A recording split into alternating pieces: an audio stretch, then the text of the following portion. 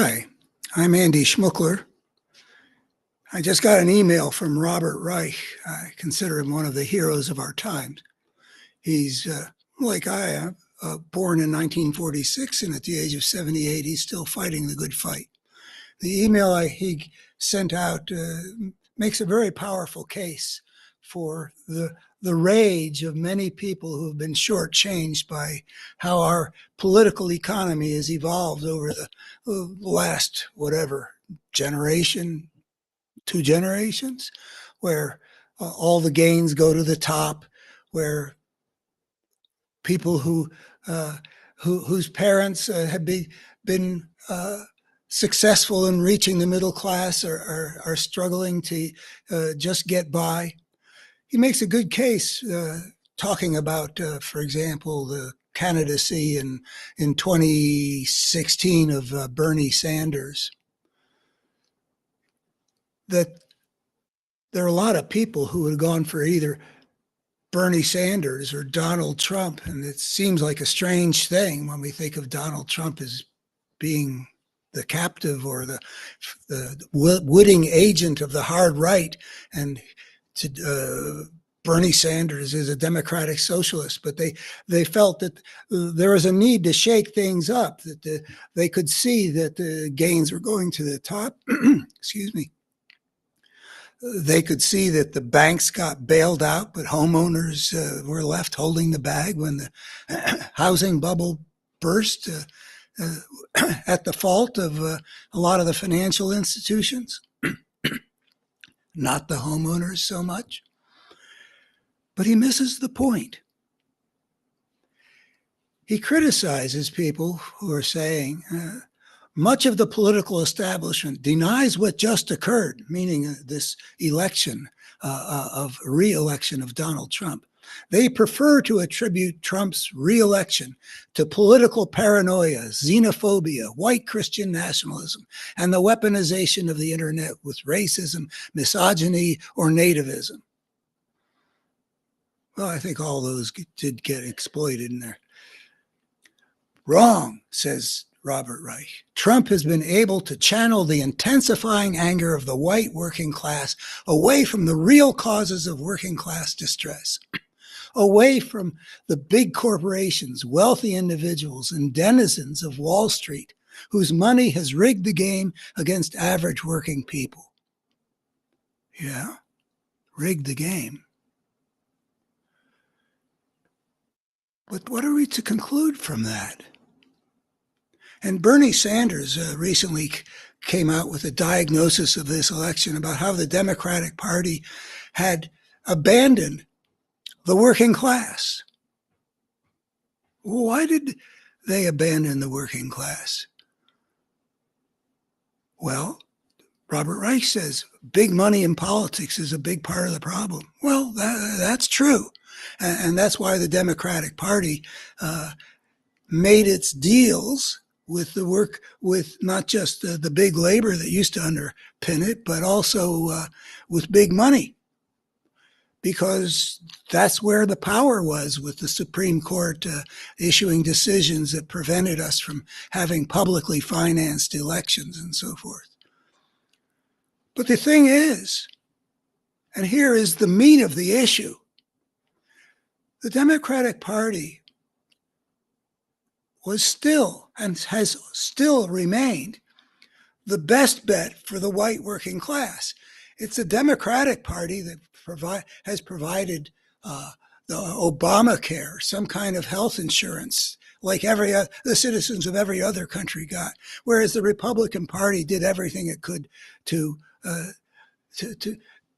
undermine it, to repeal it. When the Republicans have been in power, the National Labor Relations Board has been an instrument of the corporate system, not the protector of the rights of workers. So what we come up with is, obviously, there's something else going on when the white working class turns to the people who will do nothing for them and repudiates the political party, the Democratic Party, that at least do something for them. And that shows what the heart of the problem is. The truth is losing. He says Trump has been able to channel away from the real causes of working class distress, big corporations, wealthy individuals. Yeah, but how is it that they're able to get the white working class with its justifiable frustrations and rage and resentments to give their support in the political arena to the big corporations, the wealthy individuals, the denizens of Wall Street, whose money has rigged the game against average working people? I mean, really, isn't it staring us right in the face? They don't know the truth about what's going on. They don't know the obvious truth about what it is they're supporting. That's the problem. Nothing needs to change except that the people who are enraged at the way they've gotten screwed over the last decades accept that they understand what's going on. The truth is getting defeated by the lie. I've made a big deal in a previous couple of things about how the American people, 4/5 of the American people believe that while Biden has been president, there's been no job creation. This belief exists at a time when the Biden administration's record of job creation is record-setting. A great many people went to the polls to vote on the basis of this economy is terrible, when the truth is that this economy under Biden has been, as the Economist put it on a cover headline, the envy of the world. When the truth loses, evil wins. There's an Economist YouGov poll that just came out, or recently came out, about Biden's handling of the economy. Do you approve or disapprove? Over 3/4 of Democrats approve. Only 8% of Republicans approve. Only 8% of Republicans approve of what is an economic performance of the Biden economy that is the best in the world in this post-pandemic era. They have believed that the economy is horrible.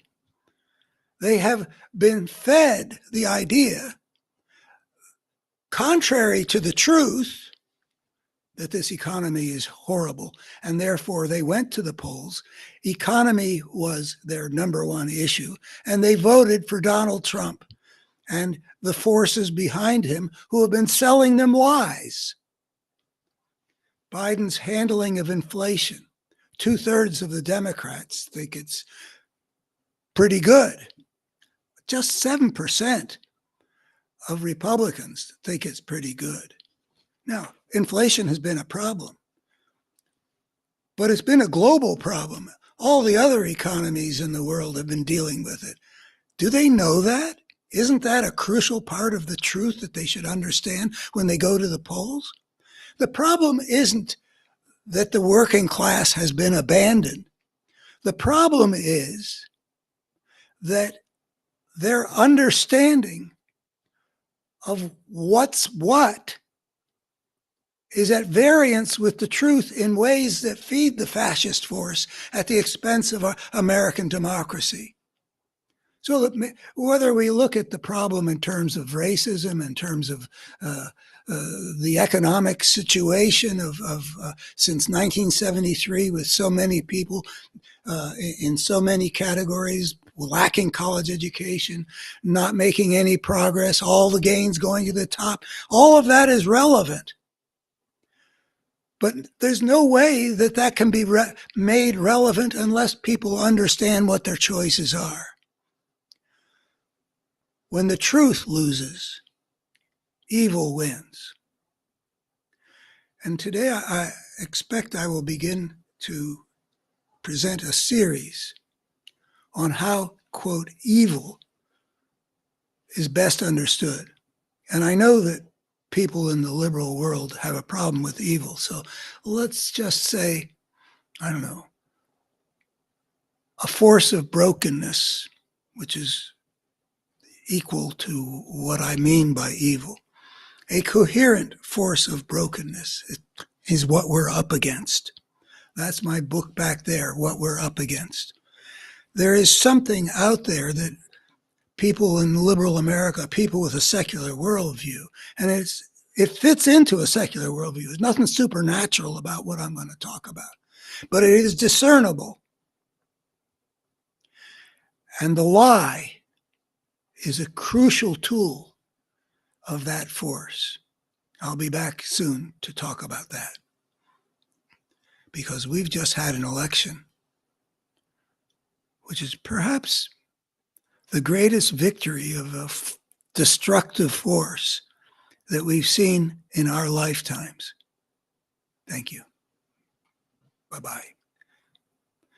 Go to abetterhumanstory.org if you want to see something right now about this force of destruction, this force of brokenness, this thing that acts a whole lot like what we've traditionally in the Western world have considered a force of evil.